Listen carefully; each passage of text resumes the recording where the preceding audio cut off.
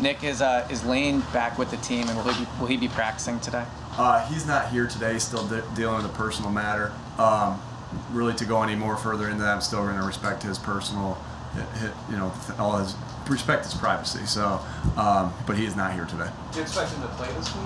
Again, he's not here today. That's all as far as I'm going to go this week, and we're going to respect his privacy.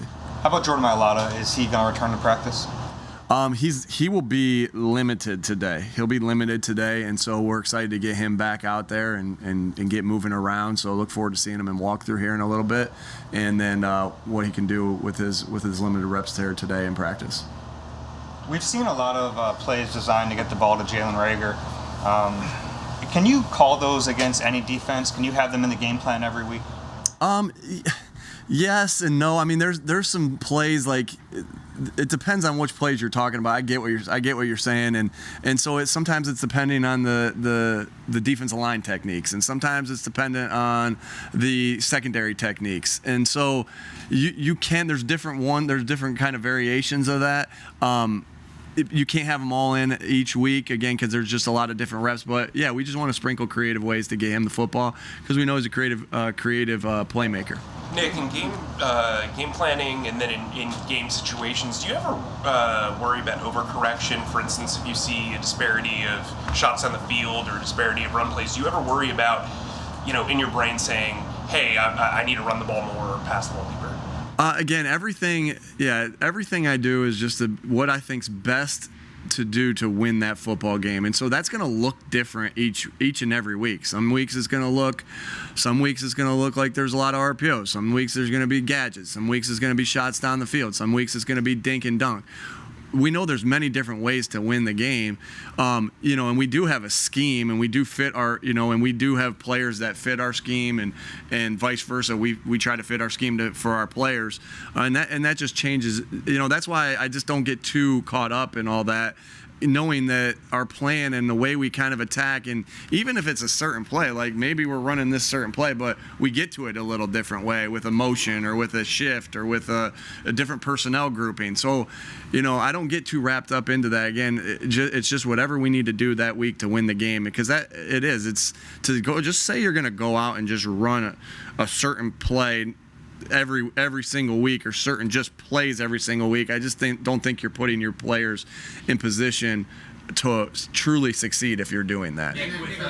This time last week, you were very hard on yourself, very critical of yourself, looking back at some things. As you now get ready for this game and you look at the penalties, how much of all the things that you guys have struggled with are the penalties ticking you off, and what in the world can you guys do to fix that, like right here, right now? Yeah, the penalties are a big problem, and we're still ticked off about them, and we're still working like crazy to get those fixed. And that's everything that you see on this football field is my name on it, right? I'm the head football coach. I know my responsibility. I know what I'm responsible for, and it's everything, every product out there is my responsibility. And so we're working like crazy to get it fixed, and we need to get it fixed because, again, when you're, I'll speak offense here quick for a second. When you're creating the explosive plays that we're creating, and you're moving the ball up and down the field like we're doing, right? You want more to show for it, like with the points, like, because that's all it's about, is scoring points and winning and having more points than the other team.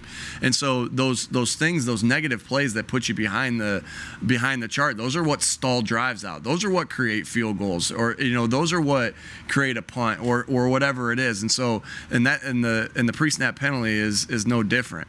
And then on defense too, you want to keep the offense in the second and long, and you want to keep them out of second and manageable and third and manageable. But a product of the Chiefs having a high, one of the reasons the Chiefs had a high third down conversion is because we'd have them in 3rd and 7, and then they were in 3rd and 2, or and that happened a couple times. So obviously those are things that are easier for an offense to do when they're in third and short. So yeah, we got to fix that, and we know the why behind why we got to fix it, and we're working like crazy to do so. How do you specifically go about fixing it? Do you have to change your approach with players? What do you specifically have to do? Yeah, my approach with players has been the same, for the entire time. It's like we're going to correct the mistakes that we see, and just the tone changes every once in a while. It's not the same like delivery every time, but we're always correcting the mistakes, right? Because if we let a mistake go, then we're saying that's okay. And so that's one thing, is obviously just to correct it, but then there are some things that we need to do better as far as technique goes. And what I mean by that is, like, when you get a couple things like illegal men downfield, you got to change the blocking technique a little bit so you don't put your guys at risk for being downfield. So, you know, there's things, it's one aspect of it, like, because there's just a lot of different variations here. One aspect of it is, you know, the correction to the player. The other one of the aspects is fixing a technique. Another aspect is us fixing our coaching style of what we're asking them to do on certain plays that are getting penalties. So everything, like, we're not willing to accept any 5-yard penalty or any 10-yard penalty or any 15-yard penalty. Do they happen? Sure, they're going to happen. But so that's why it's just, there's a standard, and we hold ourselves to that standard, and we correct to that standard with everything that we do. Hey, Nick, to kind of follow up on Dave's earlier question, not just Jalen, do you think as a coach there are manufactured touch players, for lack of a better term, guys you have to get the football to at certain times, not, you know, singling anybody out, but just in general? Sure, yeah. I mean, I think that everything is always players plays, formations. That's the same thing I've been thinking from the beginning. So, yes, you want to manufacture it, but you also, like, you know, I think I know where you're leading to this with the RPO game. Like, you want to manufacture it sometimes, but sometimes, you know, when you manufacture it, you put your offensive line in a bad position on the backside where they can't get the cutoff because you're just handing the ball off. And now that's not to say we don't run a lot of, you know, we run a lot of just called runs, and they're not all RPOs, you know what I'm saying? So, but yeah, you just always want to think about players first, but then again, you just don't want to. I know I'm kind of answering it yes to both, but you just don't want to put them in a bad spot, the offensive line in a bad spot either, in those things. With Wayne's status uncertain, what's the approach with Jack Driscoll this week?